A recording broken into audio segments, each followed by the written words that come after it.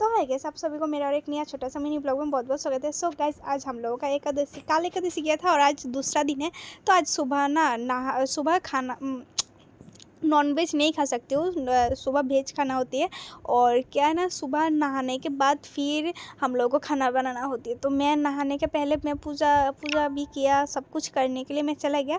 लेकिन मेरा बाबू ने देखो ना, मेरा बाबू ने उठ के मेरे लिए क्या क्या खाना बनाया, बस आप लोगों के साथ मैं वो ही छोटा सा एक वीडियो शेयर करने के लिए मैं आ गया। तो इधर पे देखो मछली बनाया, मछली और आलू उससे, और इधर पे छोटा छोटा मछली ना, उनको बस আমি পারি না। আর এই দেখো মানে আমার কড়াইটার অবস্থা खाना बनाया ना, আমি আমার নন্নসরে দিয়ে ঠিক করাইছিলাম, ঠিক আছে ना, उसका তারপর আমি ঠিক করে রাখছিলাম। पूरा बिगड़ दिया मेरा नॉनवेज ने, उसको अवस्था ठीक कर दिया था। और देखो मेरा खाना बनाने का घर का हालत देखो, और मेरा সিদ্ধ তো খাবো।